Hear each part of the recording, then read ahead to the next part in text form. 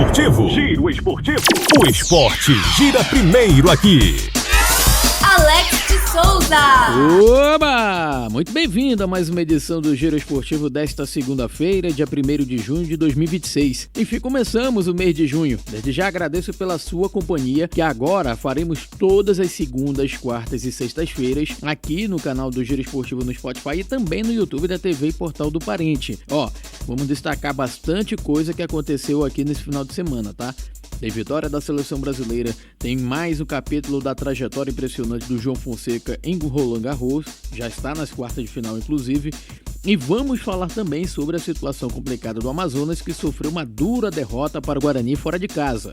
Além disso, você confere também os resultados da Série A do Brasileirão e o desempenho dos amazonenses na Série D do Campeonato Brasileiro. E fique com a gente que o Giro Esportivo tá só começando! Giro Esportivo! A conquista da Liga dos Campeões pelo Paris Saint-Germain, que deveria ser motivo apenas de celebração, acabou sendo marcada por graves episódios de violência em Paris. Segundo as autoridades, os festejos após a decisão da UEFA Champions League terminaram em confrontos entre grupos de torcedores e forças de segurança.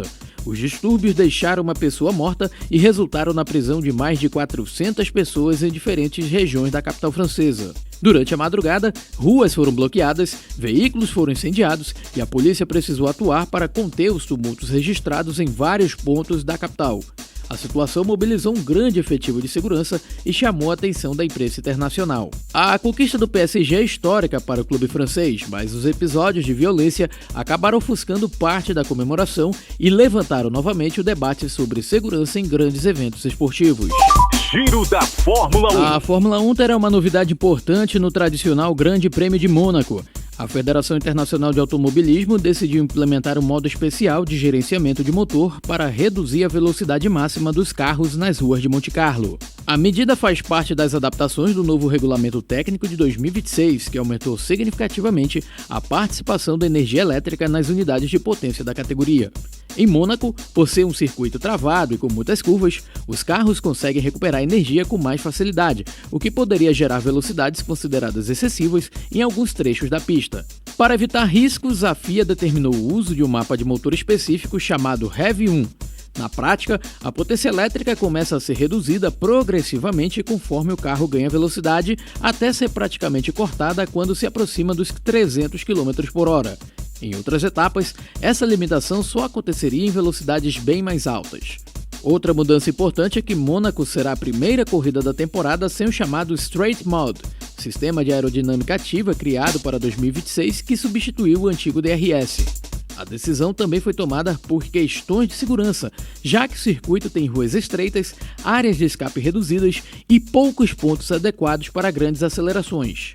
A expectativa é que as mudanças deixem os carros mais controláveis em um dos circuitos mais desafiadores do calendário, mantendo a segurança sem alterar a essência do GP mais tradicional da Fórmula 1. Giro Esportivo. O tênis brasileiro vive um momento histórico com o brasileiro João Fonseca, que garantiu uma vaga nas quartas de final de Roland Garros e encerrou um jejum de 22 anos sem um brasileiro nesta fase do Grand Slam francês. A classificação veio após uma grande vitória sobre o norueguês Casper Ruud, duas vezes finalista do torneio. Em uma atuação de alto nível, o carioca de apenas 19 anos venceu por 3-1 e alcançou, pela primeira vez na carreira, as quartas de final de um Grand Slam. O último brasileiro a chegar tão longe em Roland Garros havia sido o próprio Gustavo Kuerten em 2004. O feito ganhou um simbolismo ainda maior porque Guga esteve presente na quadra Philippe Chatrier acompanhando a partida. Além de recolocar o Brasil entre os 8 melhores do torneio, João também se tornou o brasileiro mais jovem da era aberta a atingir as quartas de final de um Grand Slam,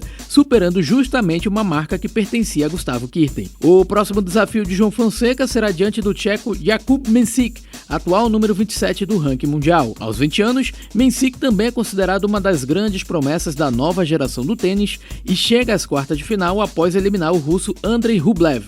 O confronto está marcado para esta terça-feira em Paris.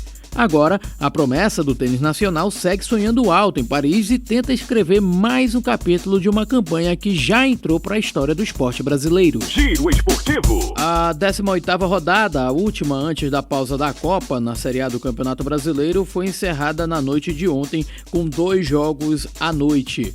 Começando ainda pelo sábado, onde o Flamengo venceu o Coritiba pelo placar de 3-0 em jogo realizado no Maracanã.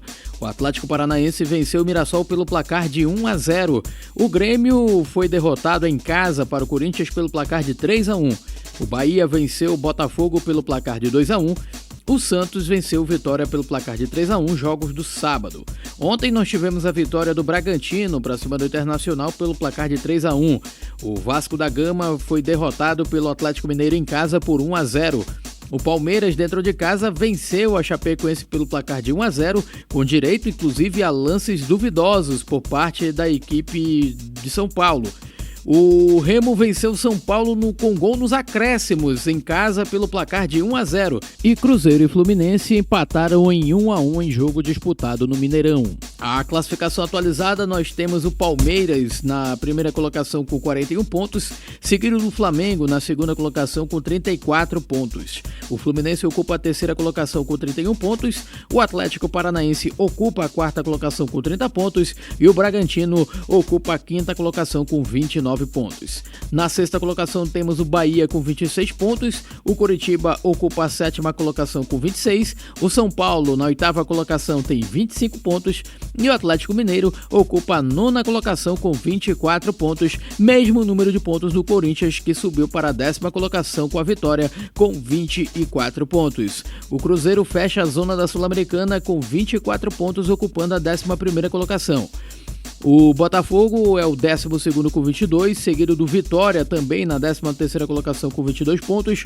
O Internacional está na 14ª colocação com 21 pontos. O Santos ocupa a 15ª colocação com 21 pontos e o Grêmio também na 16ª colocação com 21 pontos. Abrindo a zona de rebaixamento, nós temos o Vasco na 17ª colocação com 20 pontos.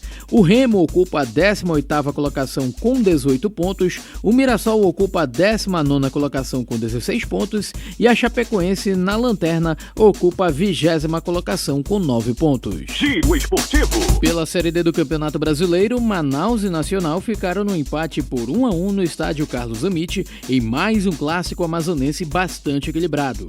O Nacional saiu na frente com Caio Mancha logo no começo do segundo tempo e chegou a ficar próximo de mais uma vitória na competição, mas o Manaus reagiu e buscou a igualdade aos 14 minutos com o estreante Aleph.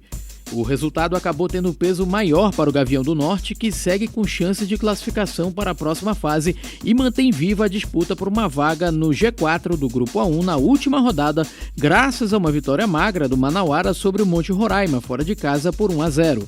Já classificado, o Nacional perdeu a liderança da chave, mas continua bem posicionado com foco na próxima fase do campeonato. Já na Série C, a situação do Amazonas ficou ainda mais preocupante. A Onça Pintada foi atropelada pelo Guarani fora de casa e sofreu uma goleada por 5-0 no estádio Brinco de Ouro em Campinas. O time paulista construiu a vantagem ainda no primeiro tempo e dominou completamente a partida. Sem conseguir reagir, o Amazonas acumulou sua quarta derrota consecutiva e vive o momento mais delicado desde o início da competição. O resultado aumenta a pressão sobre a equipe amazonense, que começou o campeonato entre os líderes, mas agora vê a distância para os primeiros colocados aumentar rodada após rodada. Apesar da sequência negativa, o clube ainda permanece dentro da zona de classificação, mas já observa os adversários se aproximando da tabela. Giro da Copa. A seleção brasileira encerrou sua preparação diante da torcida com uma grande atuação no Maracanã. Em um estádio lotado, o Brasil goleou o Panamá por 6-2 e deixou boas impressões antes do embarque para a Copa do Mundo. O time comandado por Carlo Ancelotti começou em ritmo acelerado. Logo no primeiro minuto, Vinícius Júnior abriu o placar após jogada rápida pelo ataque brasileiro. Mas o Panamá respondeu aos 13 minutos, quando Amir Murídio cobrou falta, a bola desviou e Matheus Cunha na barreira enganou o goleiro Alisson, deixando tudo igual no Maracanã. Ainda no primeiro tempo, o Brasil voltou a ficar em vantagem. Aos 38 minutos, Casemiro apareceu na área para completar a jogada ofensiva e fazer o segundo da seleção. Na etapa final, os reservas entraram em campo e mudaram completamente o panorama da partida.